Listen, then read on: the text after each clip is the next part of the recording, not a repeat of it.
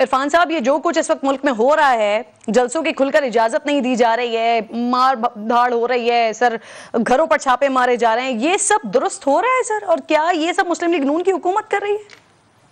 देखिए, किसी चीज को जब आप आइसोलेशन में लेंगे तो वो बिल्कुल दुरुस्त लगेगी या ना दुरुस्त लगेगी, लेकिन जब आप मजबूरी सूरत हाल को देखेंगे तो फिर उस एक्शन का जो मे बी किसी चीज का जिसको आप एक्शन समझे बैठे हैं, तो फिर शायद आपके सामने ज्यादा बेहतर तस्वीर आ जाएगी।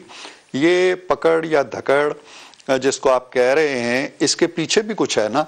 पिछले 4, 6, 8 दिनों का आप जरा जायजा लीजिए। ज़मान पार्क के इर्द गिर्द जो मनाजर रकम हुए उन्हें भी जहन में रखिए।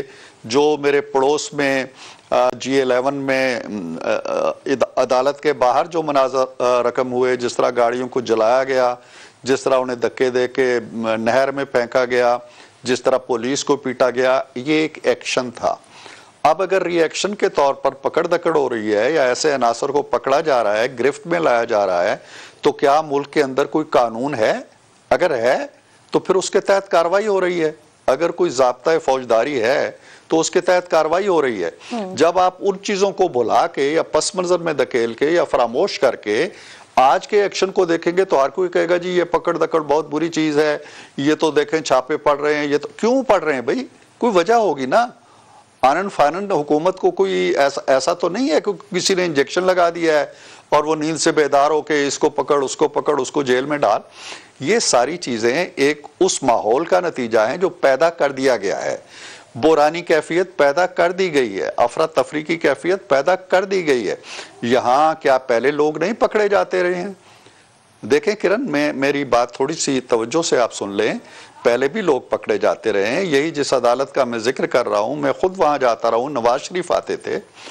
15 बंदों की एक लिस्ट होती थी जो रात को जाती थी और गिन के अंदर चले जाते थे। बाद में एहसन इकबाल वजीर दाखिला होके जाए, वो भी वापस आ जाता था। अगर शाहिद खान जाए तो वो भी फुटपाथ पे इंतजार करके वापस आ जाता था। क्या वो ये काम नहीं कर सकते थे जो अब हो रहा है? और अगर हो रहा है तो क्या रियासत को कुछ नहीं करना चाहिए? इरफान साहब ठीक है, जो एक्शन का रिएक्शन हो रहा है, लेकिन सर जो गद्दारी के मुकदमात हो रहे हैं और पीपल्स पार्टी के लोग जिस तरह इन एक्शन से खुद को अलग कर रहे हैं, इस पर क्या कहेंगे आप सर?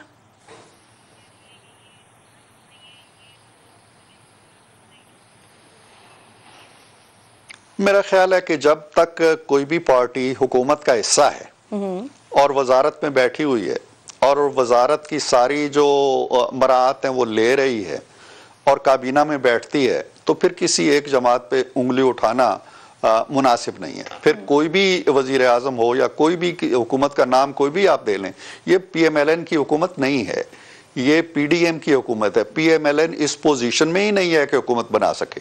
उसके पास अददी नंबर ही नहीं है। अगर वो बैठी हुई है तो इन लोगों की सपोर्ट से बैठी है। अगर सपोर्ट से बैठी हुई है तो ये काबीना का हिस्सा भी है। उसका होते हुए कोई इख्तलाफ राय अगर करता है तो ठीक है, उसका हक है, लेकिन वो बरी जिम्मा नहीं हो सकता कि ये हुकूमत जो कुछ कर रही है मेरा उसमें कोई हिस्सा नहीं है, as far as he sitting there. Sir, general Bajwa के हवाले से उनसे मंसूब करके जो कॉलम्स लिखे जा रहे हैं, टॉक ऑफ द टाउन बने हुए हैं सर, और वो इनफैक्ट उसका डिनायल दे रहे हैं कि मेरे नाम से इंटरव्यूज चलाए जा रहे हैं, मैंने कोई इंटरव्यू नहीं दिया है। आप इस डिनायल को किस तरह से देखते हैं? और फिर क्या हुकूमत इस मामले की इंक्वायरी करवानी चाहिए हुकूमत को? बतौर सेनेटर सर, आप सेनेट के फ्लोर पर इस मामले को उठाएंगे? देखिए, ये बुनियादी तौर पे तो दो अफराद के दरमियान मामला है। एक फर्द आपकी बरादरी का या मेरी बरादरी का, जो मेतला साहब हैं, उससे पहले जावेद चौधरी साहब हैं, मंसूर अली खां हैं, ये लोग बाजवा साहब के हवाले से रेफरेंस से बहुत सी बातें करते रहे हैं। बाजवा साहब कहीं डिनाइल कर देते हैं, कहीं नहीं करते हैं। लेकिन अगर एक सहाफ़ी होते हुए आप भी इन तहरीरों को पढ़ेंगे, जो मेतला साहब की 2 तहरीरें आई हैं, तो आपको लगेगा कि ये फैब्रिकेटेड स्टोरीज शायद नहीं है। फैब्रिकेटेड स्टोरीज इसलिए नहीं है कि जो बातें बाजवा साहब ने कही हैं या उनसे मंसूब की गई हैं, वो बातें 80-90% तक दुरुस्त हैं। मैं उन बातों का खुद गवाह हूं। उन्होंने ये कहा जी कि PMLN ने मुस्ताफी होने का फैसला कर लिया था। मैं गवाह हूं, मियाँ साहब ने, बड़े मियाँ साहब ने, नवाज शरीफ साहब ने वाज़े तौर पर कह दिया था। पहले वो तहरीक अदम एतमाद की भी मुखालफत कर रहे थे कि मत करो, इस हुकूमत को अपने अंजाम तक पहुंचने दो, लेकिन बहरहाल वो हो गई। उसके बाद उन्होंने इस शर्त पे ये बात कबूल की कि अव्वली फुर्सत में आप मुस्ताफी होकर घरों को चले जाएंगे। फिर ये तय हो गया जी कि मई में 25 मई के लगभग ये हुकूमत घर चली जाएगी। बाजवा साहब ने मेरा नाम भी लिया है कि मैंने शायद कोई वजीर आजम की तकरीर भी लिख ली थी, लेकिन मैंने कोई तकरीर तो नहीं लिखी थी। लेकिन ये जो हकायक वो बयान कर रहे हैं ये दुरुस्त है।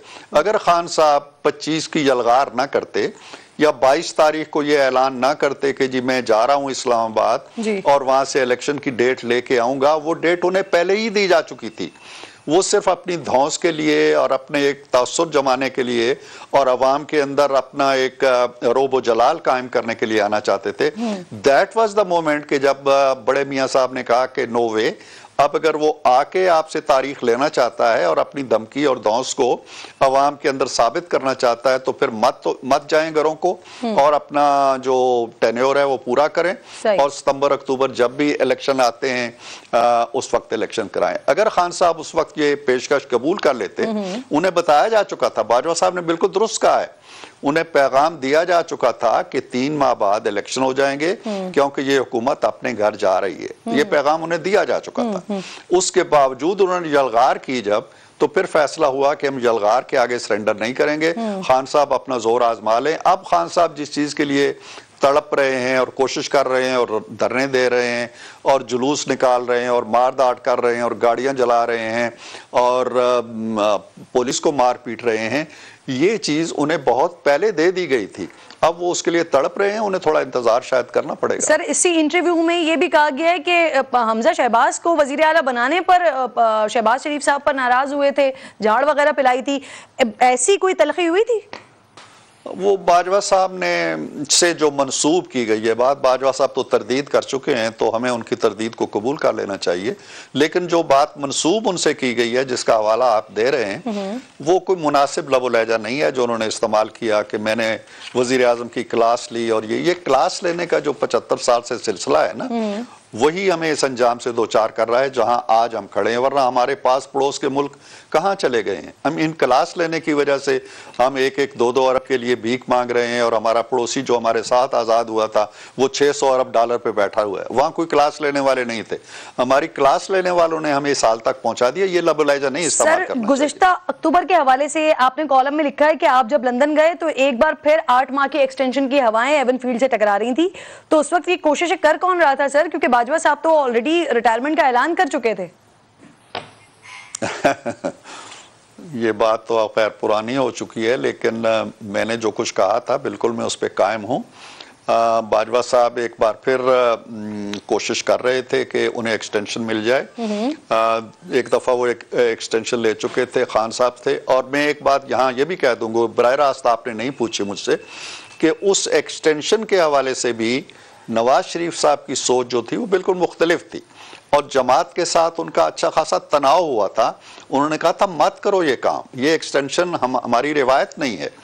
लेकिन वो वहां भी फिर कुछ लोग प्रिवेल कर गए और मियाँ साहब ने रेजिस्ट नहीं किया, लेकिन वो उस एक्सटेंशन के खिलाफ थे। अब के जब मैं लंदन में था तो ये बात मियाँ साहब की जुबानी भी मुझे पता चली और वहाँ जो लोग मौजूद थे और बाखबर थे और जिनके हवाले से या जिनके तवस्सुत से बातें हो रही थी उनसे भी पता चली कि बाजवा साहब बहरहाल एक और एक्सटेंशन के लिए कोशां थे। लेकिन मियाँ साहब ने बड़ा कैटेगरिकली कह दिया था कि नो वे। और यहाँ से भी कुछ लोग जमात के जो संजीदा और बड़े आला कहना चाहिए लीडरशिप है हमारी, मरकजी क़यादत है हमारी, वहां से भी कुछ आवाजें उनके हक में उठ रही थी।